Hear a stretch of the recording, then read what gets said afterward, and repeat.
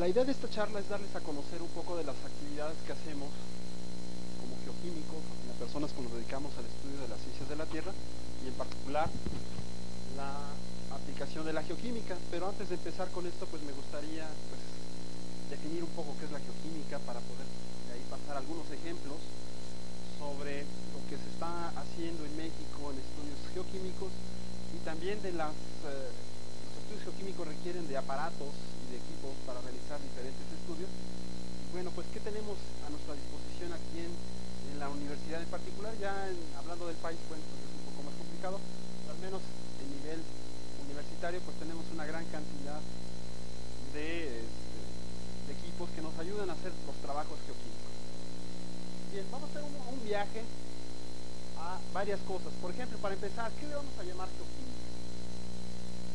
Como pueden ver allí, pues es una ciencia interdisciplinaria que combina varias disciplinas, es decir, la geología, la física, la química, y que nos ayuda a determinar la abundancia relativa y absoluta de los elementos químicos, tanto en la Tierra, pues, en el sistema solar, y por qué no, hasta en el universo. Es decir, nos interesa determinar las composiciones de los materiales, de los gases, de todos aquellos cuerpos que conforman nuestro sistema, ¿sí?, nuestro universo, para tratar de interpretar o de determinar los posibles fenómenos que han producido esta distribución de elementos. Entonces, lo que sí quiero que quede claro es esta pequeña definición. Es una ciencia que nos ayuda a determinar la abundancia relativa y absoluta de los elementos químicos en la naturaleza. Bien, la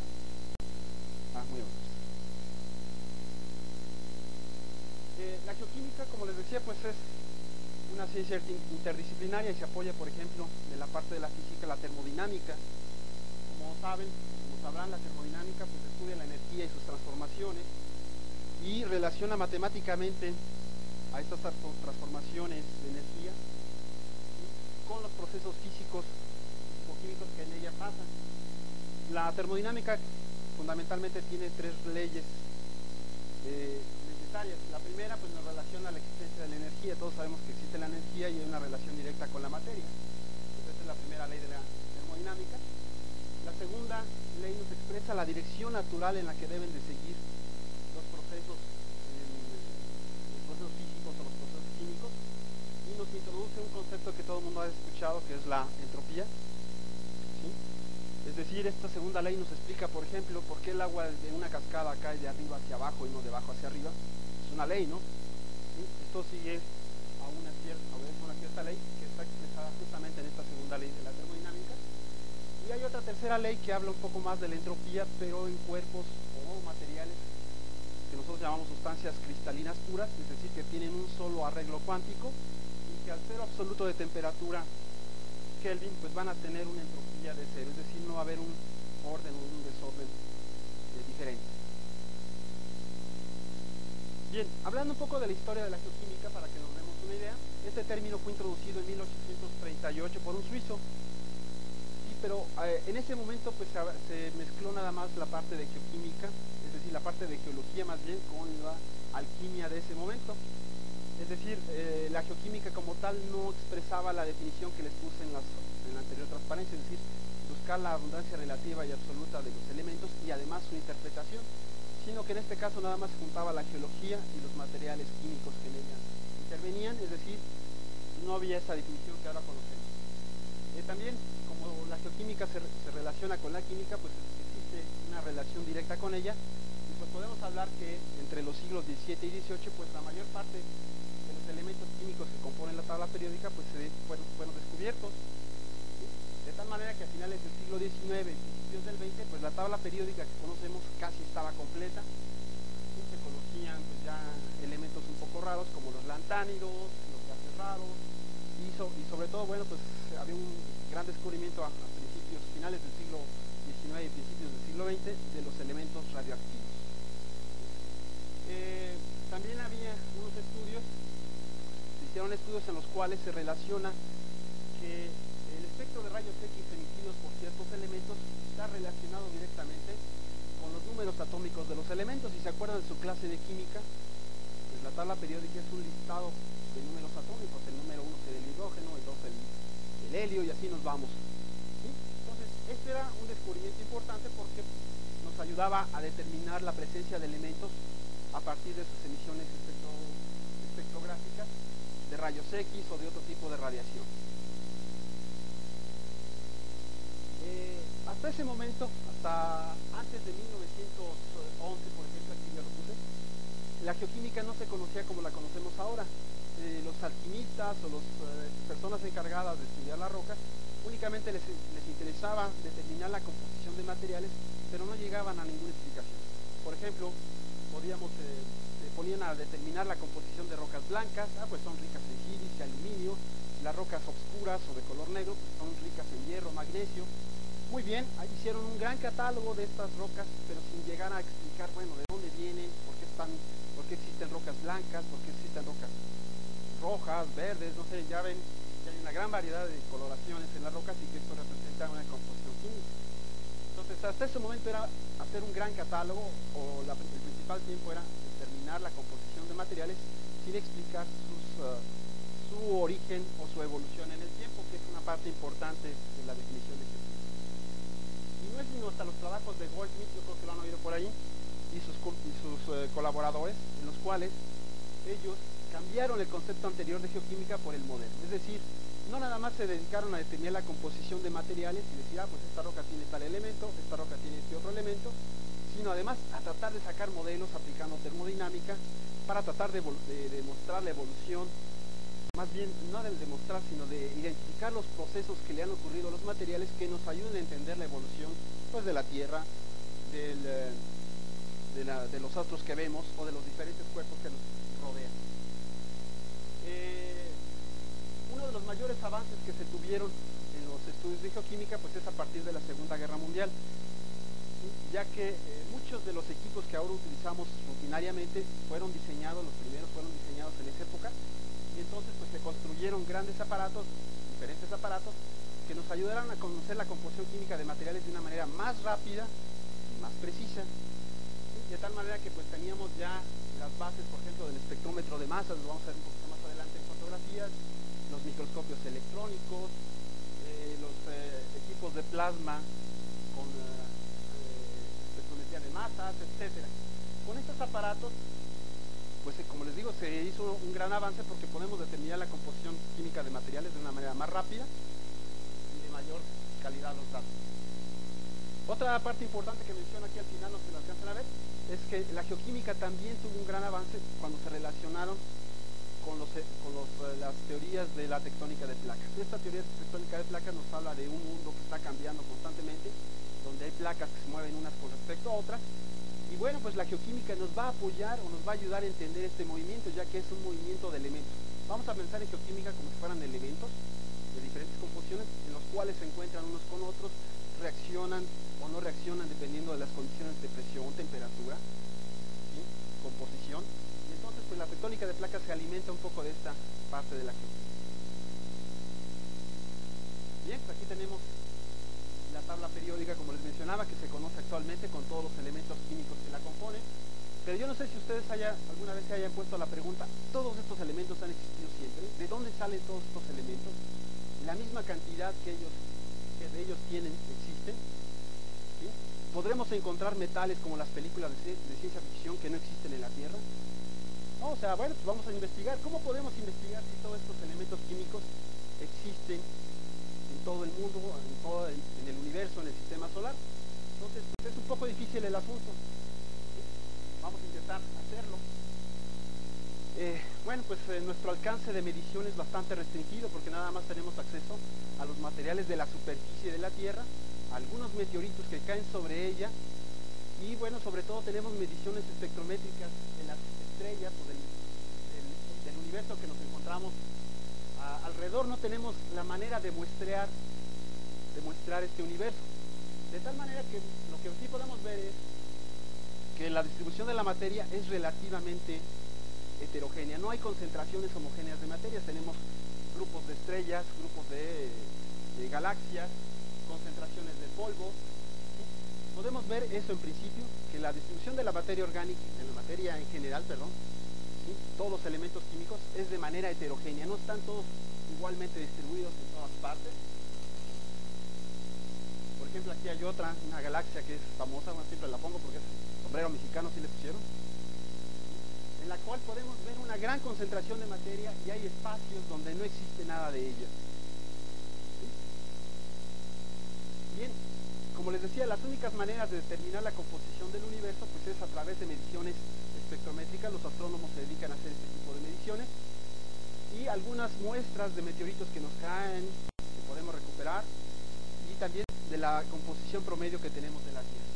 Si trazáramos en un diagrama, no sé si lo alcanzan a ver, pero en el eje de las X tenemos el número atómico, es decir, vamos cambiando de elemento conforme nos acercamos acá, y en el eje de las Y tenemos la abundancia relativa comparada con respecto al silicio que está aquí,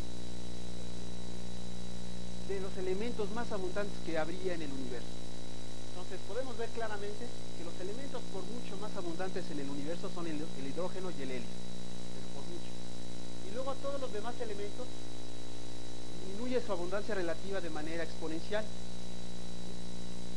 Entonces podríamos trazar casi una curva a partir del hidrógeno hasta más o menos el número 45 y podríamos ajustar una curva para ver que la abundancia o la cantidad de los elementos químicos disminuye de manera exponencial, y a partir de esta pues ya no tiene un arreglo muy exponencial, hay variaciones. Otra característica que vemos en esta gráfica es que la abundancia relativa de los elementos con número atómico par es más abundante que la que tiene número atómico impar. Hay una ley que nos muestra esto y que nos dice que los que tienen número atómico impar son más inestables, por eso son menos abundantes, mientras que los de número atómico par son más estables y por lo tanto más abundantes. Hay tres elementos que no caen dentro de esta curva, que son el litio, el boro y el berilio. Por alguna causa están fuera de esa curva y que bueno, tiene una explicación al respecto, no voy a entrar en detalles, pero podemos ver que la mayoría de los elementos que conocemos en la Tierra también existen en el universo. No vamos a encontrar relativamente un elemento nuevo, ¿sí? Como en las películas que nos ponían un metal que no se puede estudiar, a lo mejor son aleaciones, pero elementos químicos son los mismos. ¿Sí?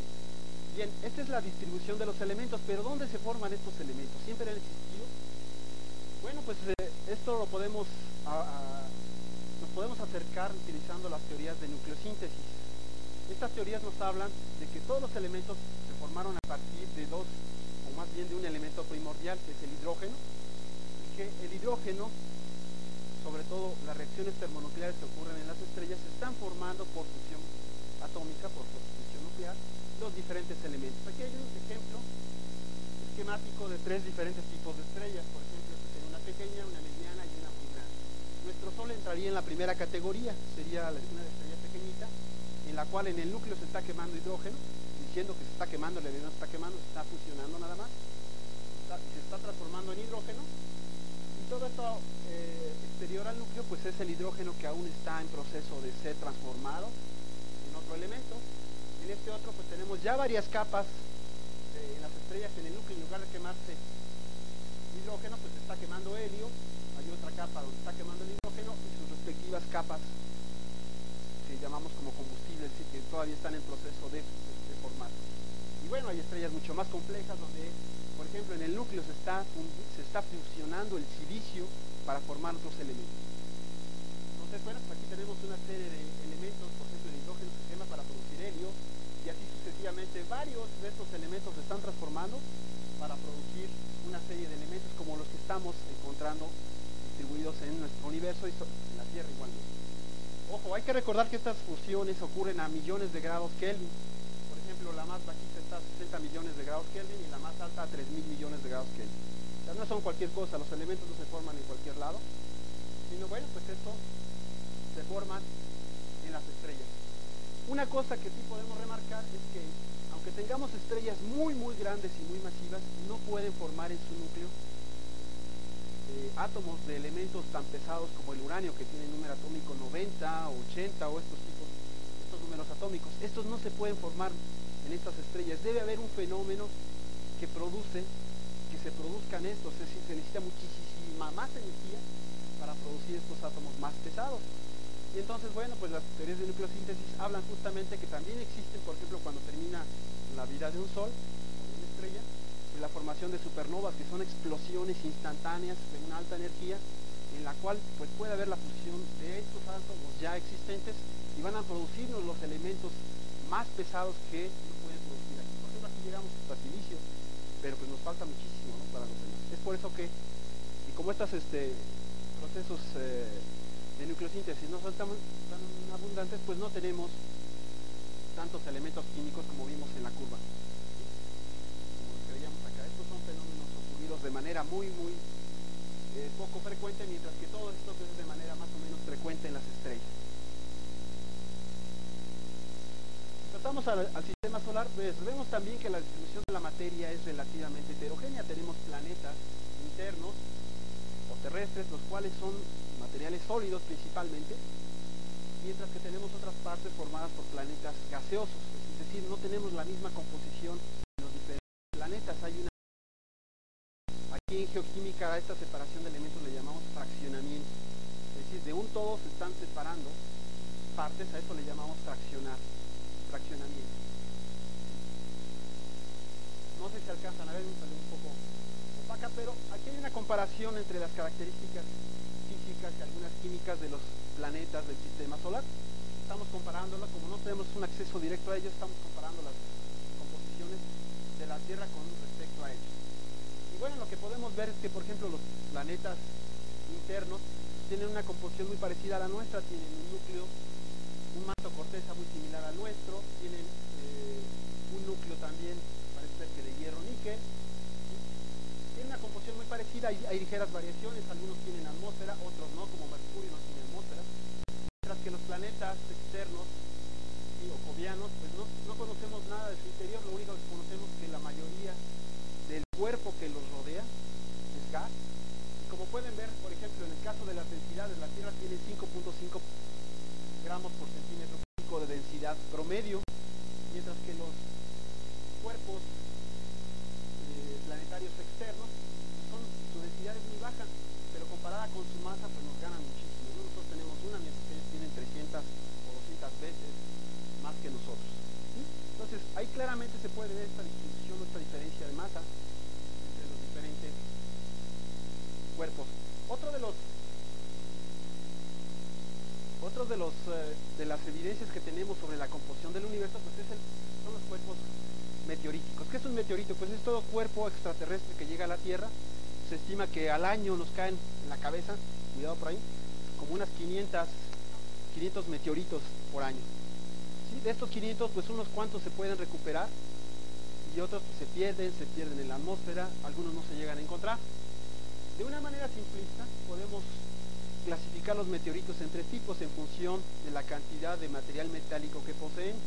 Tenemos los meteoritos silicatados, donde la cantidad de metal varía entre 1 y 10%. Se les llama condritos o acondritas. Estos, sobre todo los condritos, se consideran como materiales primitivos de los cuales se formaron los planetas o el sistema, por ejemplo, el sistema planetario. ¿Por qué se consideran esto? Porque tienen la concentración de elementos y la distribución de materiales, es decir, minerales, de una manera relativamente diferente que la que encontramos en los diferentes planetas, en la Luna, en la Tierra. Entonces, los condritos, ojo, son los materiales, vamos a considerarlos los materiales de los cuales se formaron, por fenómenos planetesimales, todos los sistemas, todo el sistema solar. Por ejemplo, hay los principales condritos que se derivan del cinturón de asteroides que tenemos por allá. Los acondritos representarían cuerpos ya de planetas formados que por alguna causa se destruyeron y nos llegan algunos de ellos a caer por aquí. Hay otros meteoritos silicatados ferrosos que tienen 50% de metal y 50% de material petro, es decir, de roca, y que algunos investigadores consideran que serían representantes del límite manto núcleo de algún planeta. De alguna manera nos están dando pedazos de esas partes que no podemos tener acceso, por ejemplo, en la Tierra. Y finalmente están los meteoritos metálicos. Yo creo que todo el mundo conoce el meteorito que está, o los meteoritos que están allá en el Palacio de Minería, o si no, aquí en el Instituto de Geología, en los cuales son espectaculares porque pues tienen una gran cantidad de metal, más del 90% es metal, y que los investigadores consideran que sería parte del núcleo de cuerpos planetarios. Entonces, estas serían las implicaciones de los meteoritos. Su importancia es, bueno, nos dan información sobre las etapas de formación del sistema solar, pero además los usamos como referencia para los procesos que ocurren ya en la Tierra. Aquí hay algunas fotos, no sé si se alcanzan a ver, están un poco borrosas, pero son meteoritos que han caído en México. Uno muy famoso es el meteorito Allende, la cual es una condrita carbonosa. La han usado para diferentes estudios, se ha determinado la edad en estos 4.560 millones de años, vamos a ver ahorita un poco más adelante. Aquí hay un ejemplo de un meteorito metálico, y luego hay otro tipo de meteoritos que se llaman howarditas o acondritas. Estos meteoritos no tienen una edad de 4.500 millones de años, sino las edades varían entre 200 y 400 millones de años, son más recientes, y que se asocian con materiales que posiblemente se derivan de cuerpos planetarios. No sé si hayan oído hablar que tenemos meteoritos de Marte sobre la Tierra, ¿no? De hecho ahí han descubierto materia orgánica, supuesta materia orgánica ahí. Entonces son meteoritos no necesariamente de este cinturón de asteroides, sino también de cuerpos planetarios.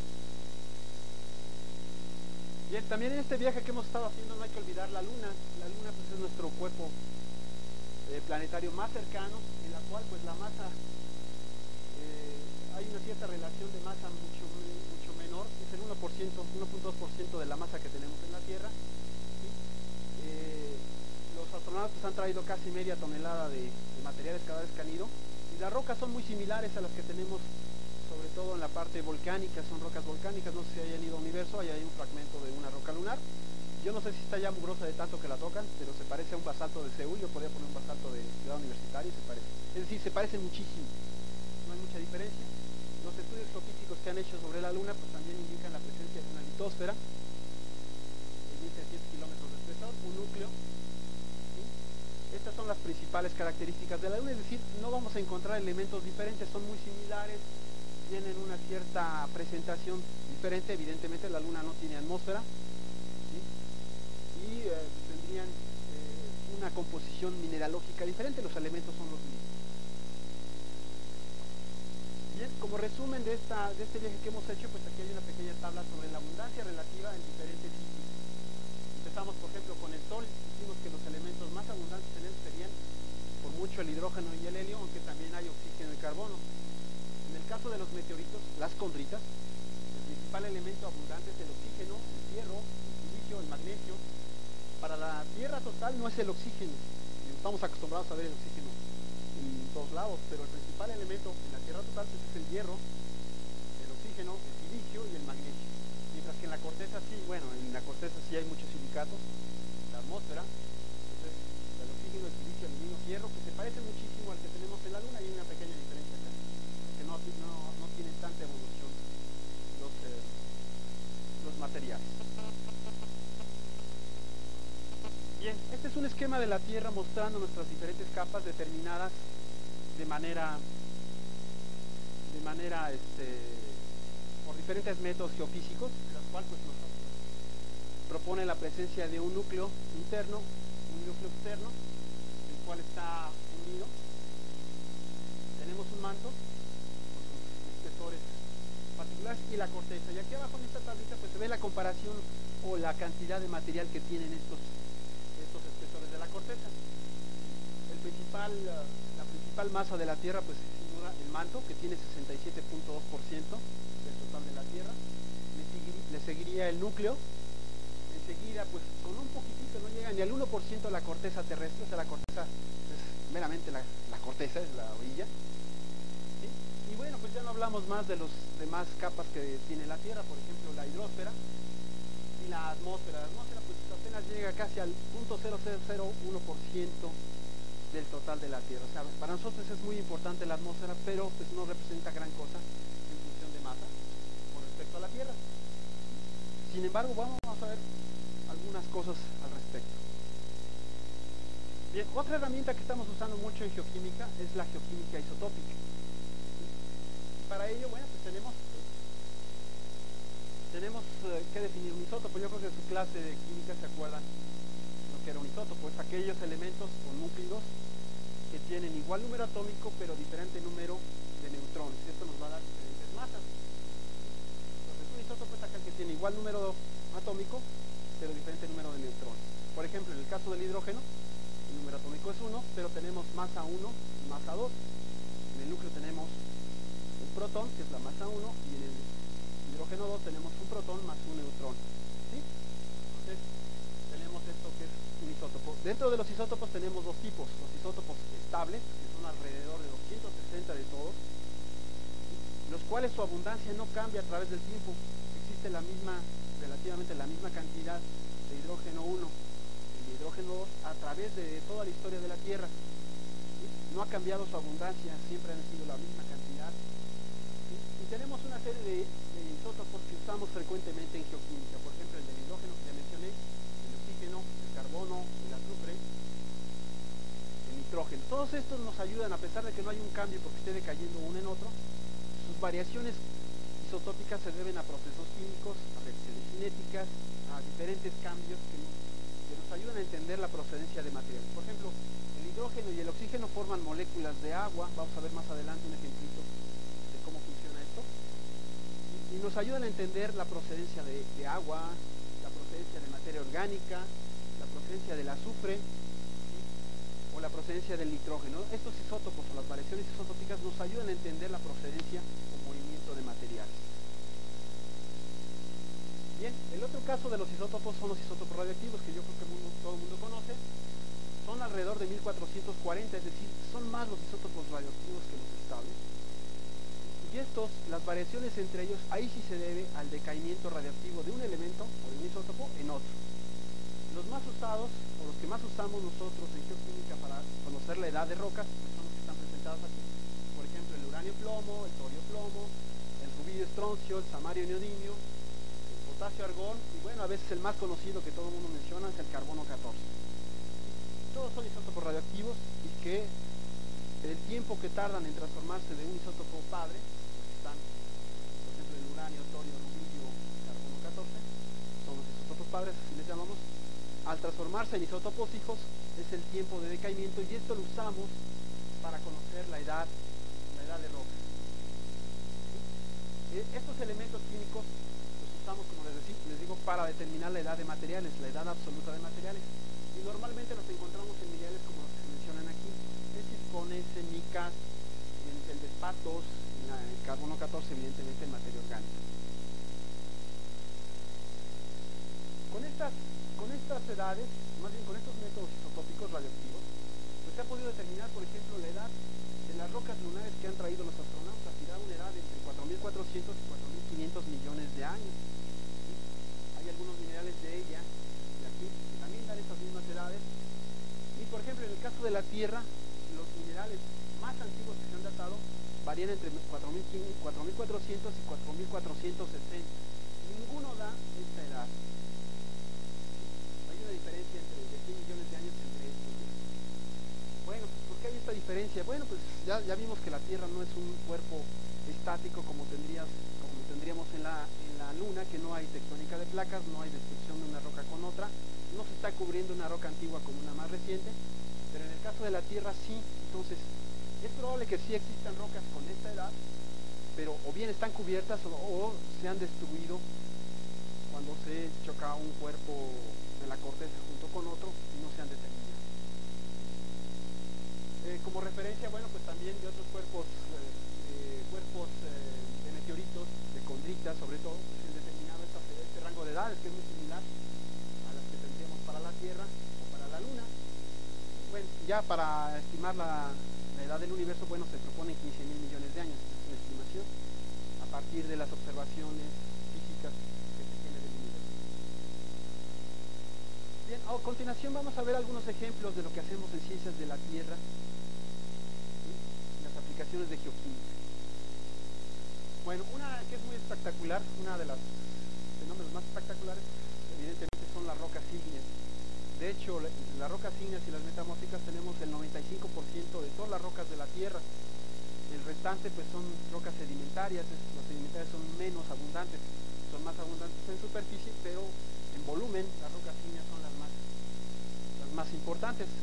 Como sabemos, pues los magmas, ¿sí?, son material fundido, material rocoso que se forman en el interior del planeta y que puede ser expulsado a la superficie por medio de volcanes de diferentes tipos, ¿sí? Y que al momento de cristalizar pues nos va a dar diferentes texturas como las que tenemos aquí mostradas, en las que algunos minerales ya cristalizaron dentro, hay algunos que estaban cristalizando al momento que se emplazó la lava, y hay unos que, por ejemplo, en este caso negro, se trata de vidrio, que no le dio tiempo a enfriarse y formar cristales y que quedó, pues, digamos, congelada la cristalización. Bien, en el caso de México, pues somos un país pues con una gran abundancia de rocas ígneas, sobre todo en este caso rocas ígneas volcánicas. Tenemos una gran actividad en lo que se conoce como la faja volcánica transmexicana, en la cual, como sabemos, atraviesa casi de este a oeste del país, desde el Pacífico hasta el Golfo de México, y en la cual pues encontramos una gran cantidad de volcanes. Por ejemplo, en los triangulitos estoy marcando los estratovolcanes, es decir, son aquellos volcanes que han tenido una historia repetitiva de erupciones y que por el mismo conducto han sido expulsadas mucha cantidad de material volcánico. ¿Sí? Como pueden ver, bueno, pues hay varios, entre ellos los más conocidos y que están en actividad actualmente, pues es el volcán de Colima, Popocatépetl que está aquí, y hay otros más que andan por allá. Pero todo lo que está en amarillo, en crema aquí, pues están lleno de centenas de volcanes monogenéticos. Es decir, son volcanes como los que forman el sur de la cuenca de México, son volcanes monogenéticos, que yo también los llamo volcanes desechables porque funcionan una vez y ya no sale por ahí nada, sale en otro lado la lava. Y pues, por ejemplo, uno de ellos es el Paricutín, aunque alguien dijo que por ahí ha empezado otra vez a ver fumarolas, a lo mejor puede haber otra reactivación, pero en general la mayoría de los volcanes que forman esta faja volcánica son monogenéticos. Entonces, ¿qué hacemos en geoquímica? Bueno, la geoquímica nos va a ayudar a entender de dónde viene el magma que está alimentando esta gran provincia, qué relación existe entre esta zona de solución, aquí hay una placa que se está metiendo debajo del continente y que tiene posiblemente una relación con el magmatismo. En este caso de la faja volcánica pues hay una serie de interrogantes que aún todavía no se sabe muy bien. Normalmente cuando hay un arco volcánico asociado a una trinchera, este tiene un carácter paralelo a ellas, en cambio este pues, tiene una cierta inclinación, ¿sí? No es paralelo. En arcos volcánicos continentales hay un magmatismo alcalino, calcoalcalino predominantemente. Aquí lo encontramos, pero también encontramos magmas alcalinos de otras regiones. Entonces la geoquímica nos va a ayudar a entender muchos de los procesos que están pasando, por ejemplo, en estas provincias volcánicas activas. En el caso concreto de nosotros, tenemos proyectos trabajando en la caracterización geoquímica de los principales estratovolcanes. En este caso hemos estudiado ya con cierto detalle el Nevado de Toluca, el volcán de Colima se está trabajando, el Popocatépetl también ya se conoce con cierto detalle las variaciones químicas de todos los productos que ha estado aventando cada uno de estos volcanes, ¿sí? A través del tiempo. Y en el momento nos encontramos trabajando, por ejemplo, en el caso de Iztaccíhuatl, estamos caracterizando algunos eventos que tiene estos volcanes, pero son algunos de los proyectos que estamos haciendo. ¿Qué hacemos? Bueno, en primer lugar, pues vamos al campo, identificamos todas las unidades estratigráficas que lo componen, tomamos muestras de ellas y venimos a los talleres y hacemos análisis químicos de ellos. Determinamos las concentraciones de los elementos mayores. Aquí los elementos mayores no los vamos a ver, pero son los que están en color verde. Estos elementos mayores son los que forman los minerales y en sí la roca, ¿sí? Son los más abundantes. Y también tendremos unos elementos que llamamos elementos menores o elementos en traza, que son todos los demás que están aquí. Estos elementos no son tan abundantes, no forman minerales, pero están formando parte de los elementos mayores, están encapsulados dentro de ellos. Con estos elementos mayores yo puedo conocer la composición o las variaciones químicas. Por ejemplo, puedo trazar las variaciones de sílice de las rocas con respecto a las variaciones del sodio y del potasio. En este caso, por ejemplo, estoy hablando del Iztaccíhuatl, no sé muy bien, pero bueno, ¿sí? Podemos ver que las lavas del Iztaccíhuatl varían su composición de esta composición en sílice de 55 más o menos, hasta algunos conos asociados al Iztaccíhuatl pues varían hasta 75% en sílice. Entonces, además de que puedo ver su variación química, han ido variando su composición a través del tiempo. Puedo clasificar las rocas, además de que ya lo hicimos con láminas delgadas, pues confirmar si realmente andesitas, tapitas, riolitas. Todo esto nos ayuda a clasificar las rocas y entender los procesos que han ocurrido en ellas. También tenemos diagramas triangulares que nos ayudan a entender dentro de series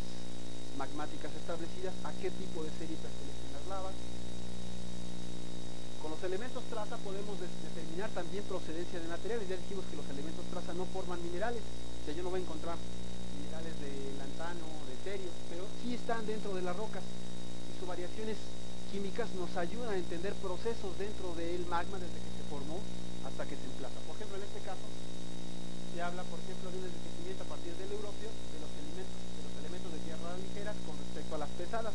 Esto tiene una interpretación magmática.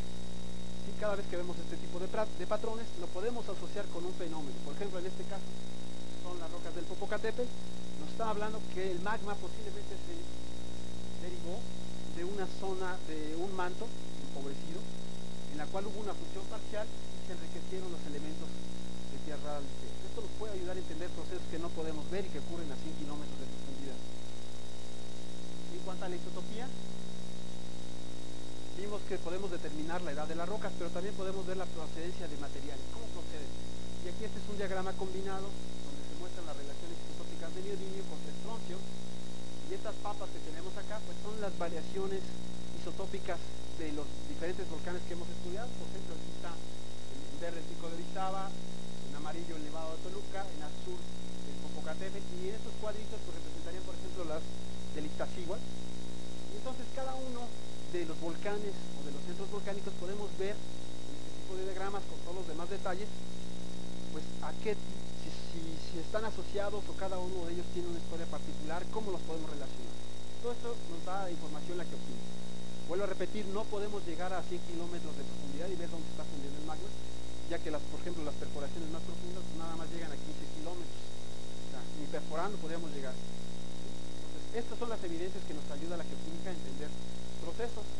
Y ya como resumen, tanto los elementos mayores, elementos traza, la isotopía, nos van a dar composiciones particulares que podemos asociar con un ambiente tectónico en particular. Por ejemplo, los magmas que forman en zonas de subducción de arcos volcánicos va a ser diferente que la que tengamos aquí o la que tengamos en los continentes. Es decir, va a haber una composición geoquímica, una variación de elementos particulares para cada uno de los diferentes ambientes tectónicos. Aquí nada más como ejemplo estoy mostrando lo que se llaman los sistemas geotérmicos. Un sistema geotérmico es una cosa muy sencilla, es una anomalía térmica que existe en el interior de la Tierra y que al pasar agua cerca de él se calienta, y si existen fallas o fracturas cercanas a él, esta agua va a salir a la superficie, y va a formar fumarolas, va a formar geysers como los que conocemos. Muchos de estos sistemas geotérmicos, o algunos de ellos, pues pueden generar electricidad. No sé si hayan oído hablar del Cerro Prieto o de los azufres, ¿sí?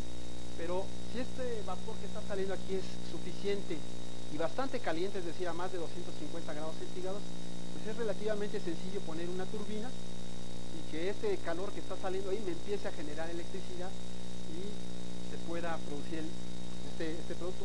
Algunos de estos sistemas geotérmicos no son de alta temperatura, pero se pueden usar como en algunos países los usan para invernaderos, por ejemplo en los países fríos, o ya en otros pues hasta para hacer balnearios, ¿no? Se puede hacer.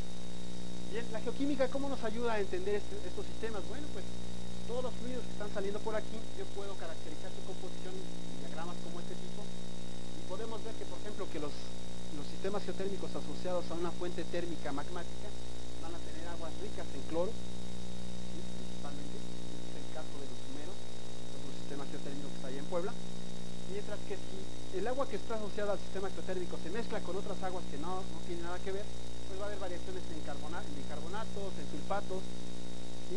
También la química nos va a ayudar a entender, por ejemplo, la temperatura que hay dentro. Nosotros vemos en superficie estos fenómenos, pero ¿cuál es la temperatura que hay adentro? Yo no puedo llegar con CFE y decirle pongan una turbina, que a lo mejor la pone la turbina y en 2 horas ya se acabó el vapor, ¿no? Entonces, antes de poner esto, pues tenemos que estimar la temperatura que hay adentro, la composición de los fluidos y todo este tipo de características químicas.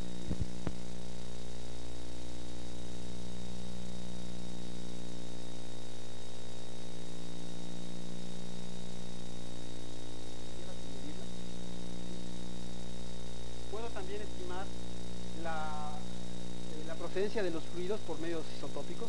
Entonces yo con geoquímica puedo hacer varias cosas, varios estudios que no puedo de otra manera.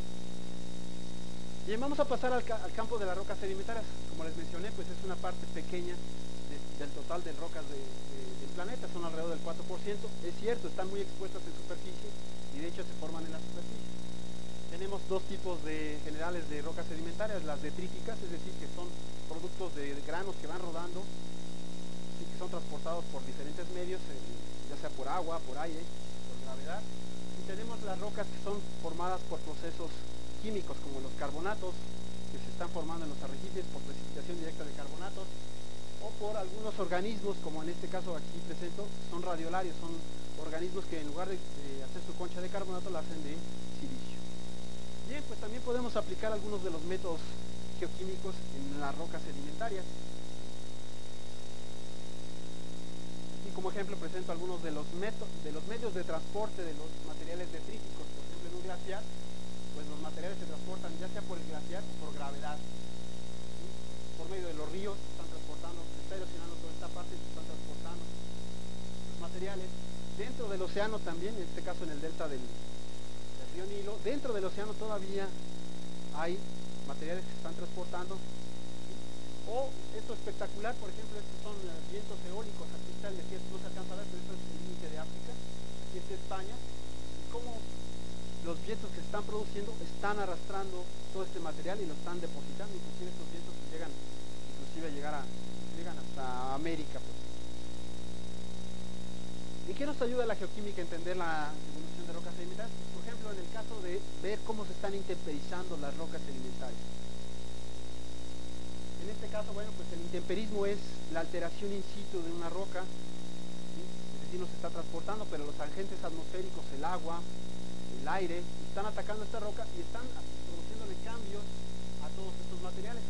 Entonces, si yo hago un análisis análisis químico de estas rocas en función de la distancia o del espesor de estos materiales, puedo ir viendo a través del tiempo cuáles son los elementos químicos que van a ir variando. Por ejemplo, los elementos que más rápido se intemperizan o que se disuelven en las rocas, pues claramente son el sodio, el calcio, algo de magnesio. ¿Sí? Los elementos que casi no se mueven o se quedan ahí mismo, pues es el hierro, que se enriquece, o un poco disminuye el silicio. Estos son elementos químicos. Su equivalente en minerales, pues vemos que los primeros minerales en alterarse pues son las plagioclasas, los feldespatos, la biotita. El cuarzo ligeramente aumenta, pero conforme pasa el tiempo disminuye. Pero uno de los más espectaculares y que todos vemos cuando hemos estudiado rocas sedimentarias es la formación de minerales arcillosos. Claramente aquí se ve cómo va aumentando la caolinita, es mineral arcilloso, cómo se transforman. Esto lo podemos evaluar también por medio de geoquímica. Igual que en el caso anterior, podemos hacer análisis químicos de rocas sedimentarias, pero no los podemos utilizar para interpretar la procedencia de los materiales. ¿Por qué? Porque en el caso de las rocas detríticas, los granos de las rocas vienen de diferentes fuentes. O sea, vienen fragmentos de rocas ígneas, metamórficas, sedimentarias o de otros materiales, y pues la composición química de estas rocas no nos ayuda a entender el origen. Nos ayuda a entender, bueno, ciertas variaciones entre ellas. Por ejemplo, en esta parte de los blancos son rocas detríticas, todas estas de aquí son rocas carbonatadas que se precipitan dentro de las cuencas oceánicas. Y bueno, por ejemplo, estas están formadas esencialmente por materiales arcillosos, pues también tienen una cierta composición, no se usan para interpretaciones petrogenéticas. Sin embargo, bueno, pues va a haber elementos químicos que nos ayudan a ello. Ya en un estudio especializado se utilizan elementos traza, algunos de ellos sobre todo en lucitas, para determinar procedencia o proceso. Hay un caso particular que, por ejemplo, han realizado compañeros en el laboratorio, en el instituto, en el cual en este diagrama se están graficando la edad de millones de años, y aquí las relaciones isotópicas de estroncio.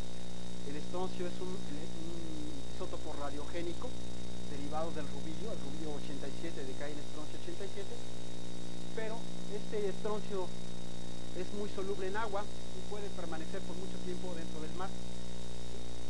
El radio iónico del estroncio y el radio iónico del calcio es casi lo mismo, de tal manera que cuando se forman las calcitas, los carbonatos, pues puede entrar en lugar de un átomo de calcio, puede entrar un átomo de estroncio. Y entonces, bueno, pues si consideramos que al momento de formarse las calizas se encontraban en equilibrio con estroncio, pues podemos trazar una curva que nosotros llamamos curva de evolución del agua observa que ha ido variando con respecto al tiempo. Por ejemplo, aquí va de 50 millones de años, más o menos a 100 millones de años. ¿Para qué nos sirve esto? Bueno, pues es una manera indirecta de estimar la edad de algunos materiales. Por ejemplo, en este caso había dudas sobre la edad de estos dientes de tiburón que se encontraban por ahí, o de esta ostra que andaba por ahí. ¿Cuál sería la edad de estos materiales? Bueno, pues nosotros, los colegas, lo que hicieron fue determinar las relaciones isotópicas de estroncio. Estos son materiales ricos en calcio, también va a tener estroncio metido. Entonces se determinaron las relaciones isotópicas de estroncio de estos materiales, y al graficarnos aquí, pues podemos obtener la edad de manera indirecta, ¿no? Por ejemplo, en este caso hay edades que varían entre 85 y 90 millones de años. Esta es una buena ayuda porque de no contar con ninguna edad, o no saber la edad, ahora la podemos estimar. Otro ejemplo en lo que usamos la geoquímica pues es en los ambientes superficiales. Ya no estamos hablando de magma, sino de los fenómenos que ocurren en superficie. Por medio de la termodinámica podemos establecer diagramas donde varía el pH, es decir, la acidez y la basicidad de los ambientes con respecto al grado de oxigenación que en ella existe. De tal manera que podemos establecer diferentes ambientes. Por ejemplo, ¿cuáles serán las condiciones de un pantano? Bueno, pues un pantano o un agua de este tipo pues tendrá un pH relativamente ácido, es decir, muy ácido. Es el caso de la Coca-Cola. Nunca han medido el pH de la Coca-Cola, mídanlo y van a ver que anda como por 1 o 2. ¿Sí? Si no le sacan el gas, si le sacan el gas, bueno, pues ya se hace un poco alcalino, pero si no se lo toman, si no le sacan el gas primero, van a ver que tiene un pH de 2, muy ácido. Por eso cuando se lo toman con su gansito marinero, ya saben que se están haciendo un agujero en el estómago. ¿Sí? Entonces, el agua de pantanos tiene una acidez bastante alta, de entre 0 y 2, pero la cantidad de oxígeno es relativamente baja. De tal manera que la materia orgánica que se está descomponiendo ahí, pues se va a conservar, y si le caen sedimentos ahí, pues se puede seguir conservando, y en mucho tiempo, si las condiciones se mantienen, pues poderse transformar en los que ahora explotamos como carbón o como petróleo. ¿Sí? De tal manera que estos diagramas geoquímicos nos ayudan a entender las condiciones de oxidación pH de los ambientes que existen sobre toda la superficie de la Tierra. No es lo mismo encontrar el cromo, por ejemplo, o el arsénico, son elementos muy peligrosos, pero el arsénico por sí solo no es peligroso, puede estar de manera estable en un compuesto, ¿sí? Bajo ciertas condiciones de oxidación y pH, nos los podemos comer y no nos va a pasar nada. Pero si está bajo otras condiciones de pH y pH, entonces sí, seguro que no la contamos, ¿no? Entonces, este tipo de diagramas o este tipo de aportes pues, también lo hace la geoquímica. Podemos conocer diferentes tipos de ambientes o estimar condiciones en diferentes ambientes superficiales. Ahora pasando, justamente hablando de ambientes superficiales, pues hablando de la geoquímica de la atmósfera. Ya les había yo dicho que la atmósfera pues tiene menos del 0.00009 de todo el volumen de la Tierra, o sea, no es nada. Sin embargo, para nosotros es muy importante. Hay una clasificación de la atmósfera en función de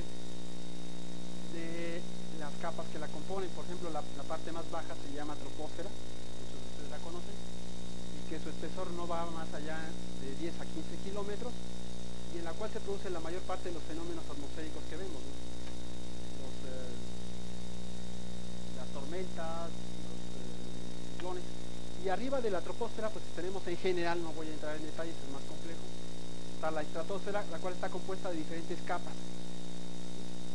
¿De qué está compuesta la atmósfera? Pues principalmente de estos gases que tenemos aquí, principalmente el nitrógeno, le seguiría el oxígeno, el argón, un caso raro, el dióxido de carbono, y no hay que olvidar también el vapor de agua. El vapor de agua, bueno, pues varía, aquí no está puesto porque su concentración es muy variable. ¿Sí?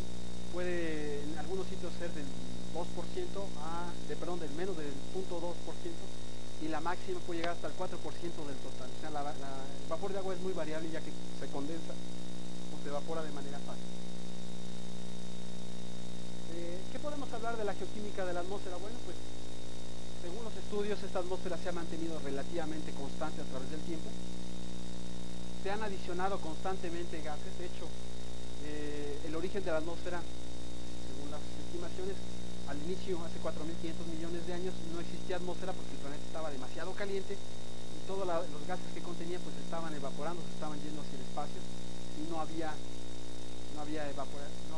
condensación. Una vez que se estabilizó la Tierra, la mayor parte de los gases parece ser que fueron producidos por los fenómenos ocurridos dentro de la Tierra, es decir, son puras exhalaciones de los materiales del interior de la Tierra. Y bueno, de hecho se siguen produciendo, por ejemplo, los volcanes, ¿sí? Están aportando constantemente nuevos gases, por ejemplo CO2, nuevo, agua, algo de nitrógeno, ¿sí? Algo de argón, pero también estamos perdiendo gases, algunos gases están escapando de manera muy suave, digamos, por ejemplo se está perdiendo algunos gases nobles o hidrógeno, se están escapando por la atmósfera. La atmósfera nos protege, ya sabemos todos, por ejemplo, de las radiaciones, y tiene diferentes fenómenos al respecto. Como les menciono, bueno, uno de los gases más abundantes, por ejemplo, es el argón.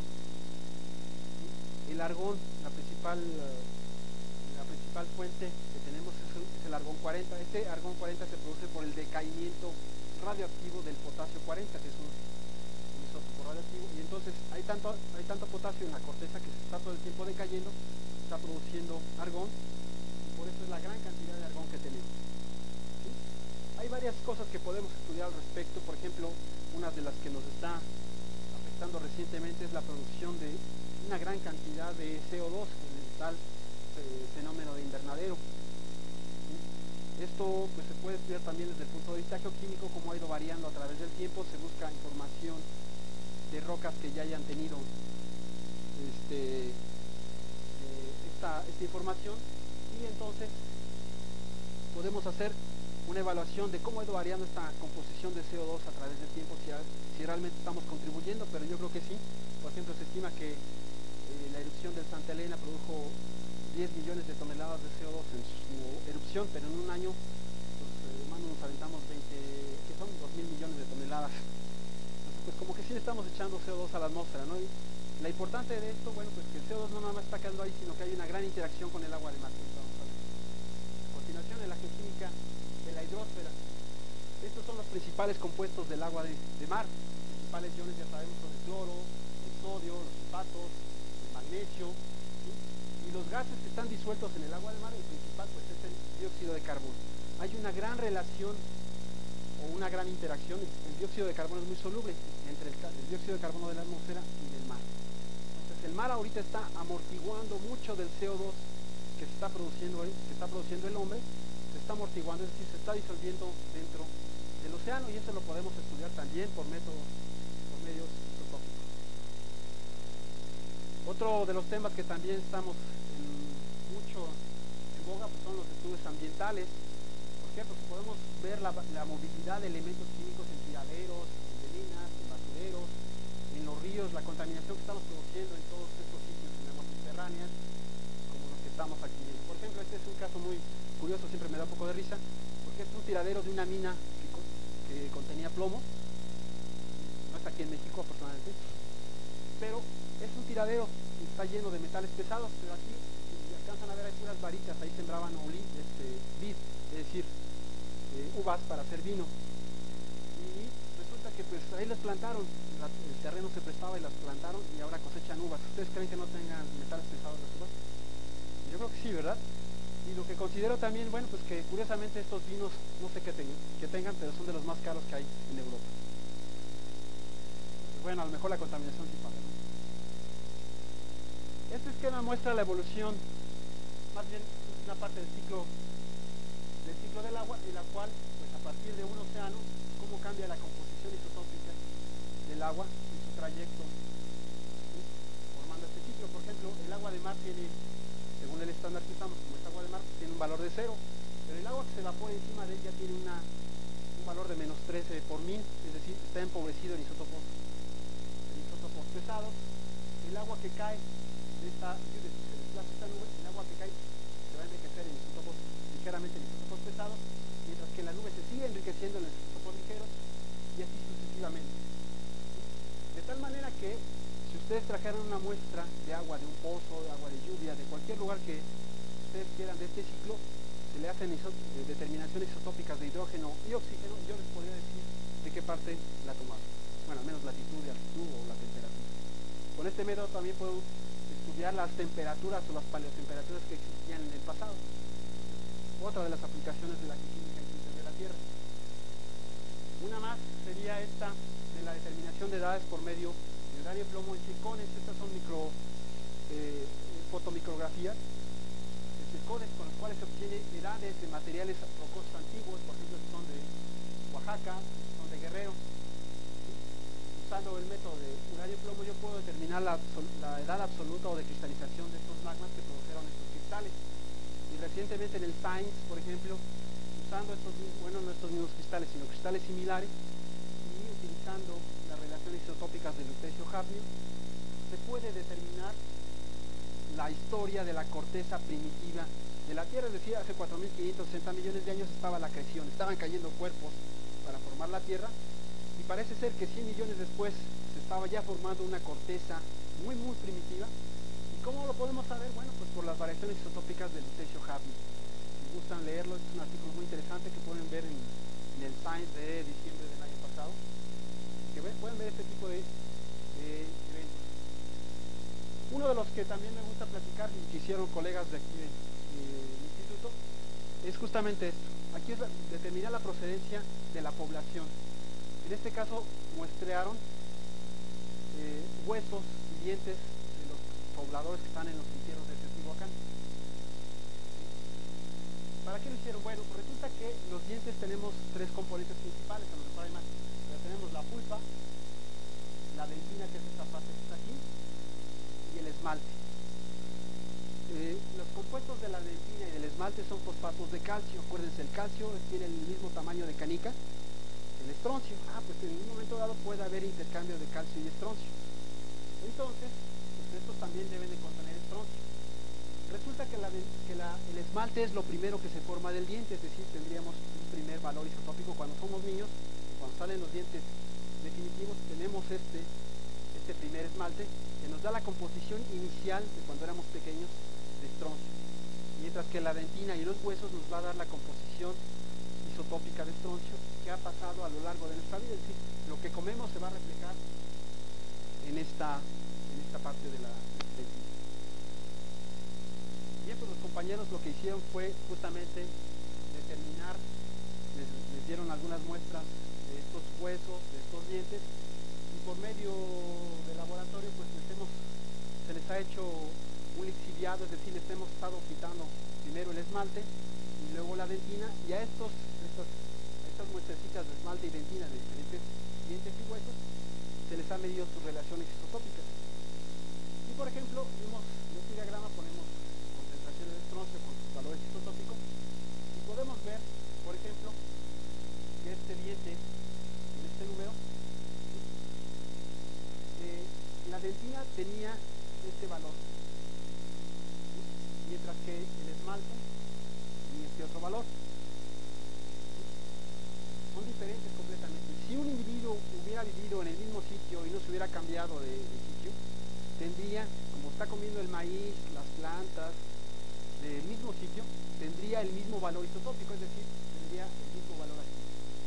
Sin embargo, para este caso de esta muestra, vemos que él nació en algún lado y que después tuvo este valor, es decir, se fue a vivir allí a Teotihuacán, mientras que en el caso de esta muestra de este otro diente, toda su vida, todos los valores que se encontraron, pues no cambiaron con el tiempo, es decir, siempre estuvo alimentándose del mismo sitio, ahí nació y ahí murió. ¿Sí? Esto, bueno, pues a lo mejor es anecdótico, pero para el caso de la antropología puede ayudar a entender migraciones, cambios poblacionales, etc. Bien, ahora rápidamente mostrar algunas de las posibilidades analíticas que tenemos, es decir, ¿cómo hacemos todo esto que les he mostrado? Pues en la universidad contamos con diferentes laboratorios, por ejemplo, contamos con aparatos de absorción atómica, y los cuales, bueno, pues casi en todos los institutos geos tenemos aparatos de este tipo, en geología, en geofísica, en el Centro de Ciencias de Querétaro, y estos aparatos nos ayudan, por ejemplo, a determinar la concentración de elementos, de estos elementos de 68 elementos químicos, y podemos determinar desde por ciento en peso hasta partes por millón. Contamos con aparatos más sofisticados como microscopios electrónicos o microsondas, en este caso es del laboratorio universitario de petrología, con lo cual podemos determinar la composición precisa de un mineral en puntos de diámetro no más grandes de 15 micras. ¿Sí? Normalmente en una roca ígnea, por ejemplo, molemos la roca y obtenemos la composición química promedio. Con este método hacemos el análisis químico sobre el cristal en un pedacito y podemos saber su composición. Entonces es muy interesante este tipo de análisis con este tipo de aparatos. Para conocer las variaciones isotópicas del agua, de los alcoholes, por ejemplo, de los tequilas, ¿sí? Uno se toma el tequila y dice, pues qué bueno, me emborrachó, pero hay algunas personas que quieren que les demuestren realmente que es agave y no es otro tipo de material. Y entonces lo que se hace es hacer análisis isotópicos de oxígeno y de carbono, y las variaciones isotópicas del agave van a tener un valor característico, mientras que si son de alcohol de caña va a tener otro. Puedo, por medio de estos isótopos, encontrar esas variaciones también, ¿no? Tenemos los equipos y los laboratorios para hacer esto. En el LUGI, es el Laboratorio Universitario de Química Isotópica, que está aquí en geología. Tenemos también espectrómetros de masas para determinar edades por medio de potasio, argón, y recientemente por uranio, torio, helio. También está en geología. Podemos determinar edades de rocas desde unos cuantos cientos de miles de años hasta millones de años. Por medio de fluorescencia de rayos X también podemos determinar la composición de elementos mayores y de algunos trazas de rocas, de diferentes composiciones o de materiales. Estos equipos los tenemos también en el UCI, en el Instituto de Geología. Recientemente hay un equipo de ICP-MS en el UCI, con el cual puedo determinar, por ejemplo, los elementos de las tierras raras, ¿sí? Lo cual no puedo determinar por fluorescencia o por otros tipos. Pues este equipo nos permite determinar los elementos de tierra raras que están aquí en cafecito, ¿sí? Y algunos otros trazan. Es relativamente rápido y funciona bien. En la actualidad, bueno, pues ya hay en el Instituto de Geofísica uno, en Geología hay otro, y en el Centro de Geociencias también hay otro. O sea, hay disponibilidad, que antes no teníamos.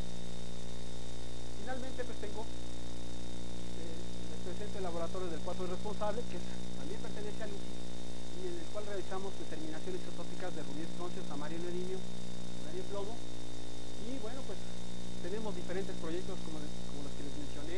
Estamos investigando variaciones composicionales de rocas ígneas en los principales estratovolcanes de México, el Popocatépetl, el Nevado de Toluca, el Pico de Orizaba, el Colima, ¿sí? Inclusive los de las sierras monogenéticas también. Hay algunos investigadores que están trabajando sobre rocas graníticas del sur de México, otros sobre problemas arqueológicos como los que presenté de los dientes, etc. Hay una gran variedad de trabajos que se pueden realizar al momento. Y finalmente, bueno, ¿qué vamos a hacer con la geoquímica? Pues la geoquímica va a seguir formando parte de muchas de las áreas de estudio, ya que pues necesitamos caracterizar muchas de las partes de México que están compuestas de rocas ígneas, algunas de metamórficas, de rocas sedimentarias. Necesitamos también desarrollar, no contamos con esto, geoquímica experimental, es decir, producir en laboratorio los fenómenos que vemos en las rocas. En México aún no se hace esto, pues deberemos desarrollar en un momento dado esto. Debemos de seguir contribuyendo en la determinación de las edades absolutas de muchas de las rocas, porque se conocen parcialmente, no teníamos acceso a estos tipos de equipos. Ahora contamos con este tipo de materiales.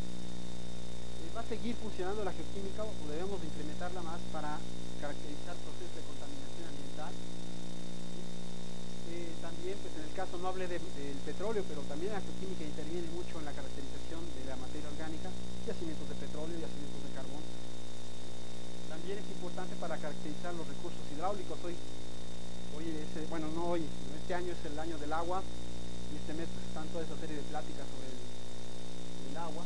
Bueno, pues la geoquímica también debe de intervenir también en este tipo de problemas y ayudar a caracterizarlas, y también, bueno, en un momento dado a administrar su explotación y su aprovechamiento. Otra parte importante pues es el estudio planetario. México es un país rico, por ejemplo, en una colección importante de meteoritos, ¿sí? Y bueno, pues es necesario caracterizarlos. Hay una gran cantidad de meteoritos que han caído y no se conoce la composición química, sus edades. Se podría caracterizar, abundar en este sentido. En cuanto a equipos o infraestructura, bueno, pues sí es necesario seguir impulsando el desarrollo de laboratorios y la adquisición de equipos más modernos, ¿no? Por ejemplo, hay unos equipos de plasma que ya podemos medir en pequeñas cantidades de material la composición química e isotópica de la muestra, lo que ahora nos lleva, por ejemplo, para determinar la edad de una roca 3 meses, en todo el proceso, o sea, desde que traen la roca hasta que obtenemos la edad, son trabajos de laboratorio y talleres 3 meses. En un momento dado con estos equipos se podría reducir muchísimo el tiempo, se podría simplificar y además la calidad seguirla manteniendo alta, con la adquisición de equipos modernos, microsondas iónicas que pueden hacer análisis isotópicos puntuales en ciertos lugares. Entonces, esa es la idea también de la geoquímica, que participemos y están invitados todos pues a que participen de estos trabajos. Y no sé si tengan preguntas, pero con eso terminaría.